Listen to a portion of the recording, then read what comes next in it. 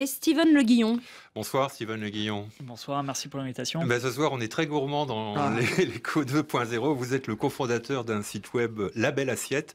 C'est un site de réservation en ligne de chefs à domicile. Alors, il y a des cuisiniers ou des cuisinières qui viennent faire la cuisine chez vous. Vous en avez combien? Alors, on vient de dépasser la barre des 500. La Belle Assiette est disponible en France, mais dans 4 autres pays européens aussi, la Belgique, Suisse, Luxembourg et le Royaume-Uni. Alors, ils font de quoi les chefs? Alors, comment on fait d'abord? Comment on va sur votre site? On choisit un chef sur sa bonne mine? Comment on fait? Alors, vous allez sur son chapeau. Ouais, c'est pas ce qui nous intéresse en fait. On préfère ce qu'il y a dans l'assiette. Il faut regarder la toque en premier. Alors, vous allez sur labelassiette.fr, vous allez donner votre localité et la date de la prestation que vous souhaitez réserver. On va vous montrer les chefs qui sont encore disponibles et vous allez réserver directement en ligne. Et le jour de la prestation, le chef arrive avec tous les ingrédients. Il s'installe dans votre cuisine.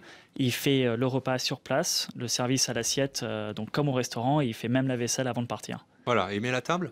Il dresse la table, sauf si vous voulez absolument le faire, si vous voulez mettre une décoration en particulier, mais le chef s'occupe vraiment de tout pour que vous puissiez recevoir chez vous en toute sérénité. Ce sont des chefs qui viennent des 4 pays que vous nous avez cités ou uniquement français? Alors, tous les chefs sont locaux. Mais on a une grande variété, donc si on prend juste la France, on a plus de 300 chefs cuisiniers qui travaillent avec nous, qui ont tous été validés par nos services. Donc ça peut aller de cuisine traditionnelle française jusqu'à un chef thaï ou une cuisine marocaine. Ou italienne, par exemple. Agnès, si a envie de nous faire des pâtes un soir, elle ne sait pas cuisiner des pâtes al dente, on prend un chef. Ouais. Exactement. Al dente. Jusque-là, ça va à peu près. C'est une spécialité. Comment vous les choisissez? On le disait tout à l'heure, c'est des gens qui viennent chez vous, qui s'adressent à vous, qui font des offres de service, ou c'est vous qui allez les recruter, ces chefs? On va les recruter, on travaille uniquement avec des professionnels. Aujourd'hui, on a plus de 10 chefs qui s'inscrivent par jour sur la plateforme et derrière, on va faire ce qu'on appelle un dîner de validation. Tous les chefs qui s'inscrivent, la Belle Assiette les teste. On envoie des photographes professionnels, on a un jury dans les 5 pays.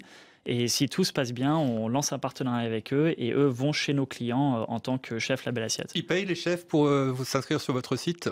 Non, on a créé un bon partenariat sur lequel La Belle Assiette prend une commission sur chacune des transactions qu'on leur apporte. Donc si on ne trouve pas de volume pour ces chefs, La Belle Assiette ne gagne pas d'argent. Alors justement, les transactions, est-ce que c'est cher d'avoir un chef à domicile? Parce qu'on se dit, oulala, ça doit même pas être dans nos moyens, donc... Est-ce que c'est une fausse idée? C'est un cliché? C'est une des raisons d'être de La Belle Assiette, de pouvoir apporter ce service à tout le monde. On a des chefs qui peuvent répondre à tous les budgets. Certains chefs sont un peu plus jeunes, viennent de sortir d'école hôtelière et vont proposer des menus à prix abordable. Et on a même à partir de 35-40 € par personne. Et on a même des chefs étoilés qui peuvent venir chez vous et donc plus cher. Je suis sur votre site en ce moment, le fond direct sur RTL. J'ai cherché, je voudrais inviter Agnès dimanche soir à manger chez moi.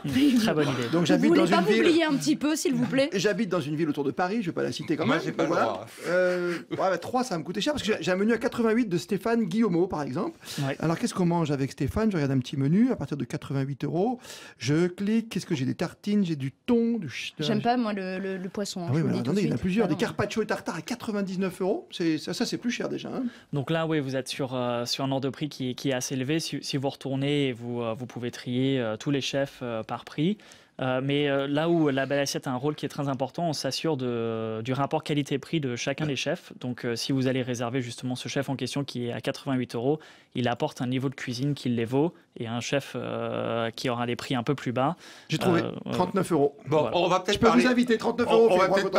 On va parler business quand même. Hein. Vous avez commencé avec 400 000 € en 2013. À la fin de l'année, vous avez encore levé 1 300 000 €. Alors qu'est-ce qui met des sommes pareilles dans votre affaire? Alors comme on est une jeune entreprise et que pendant la première année, on cherchait vraiment notre modèle économique et qui étaient nos clients, on s'est adressé uniquement à ce qu'on appelle les business angels, donc des entrepreneurs qui ont déjà réussi et qui réinvestissent l'argent qu'ils ont gagné dans le passé.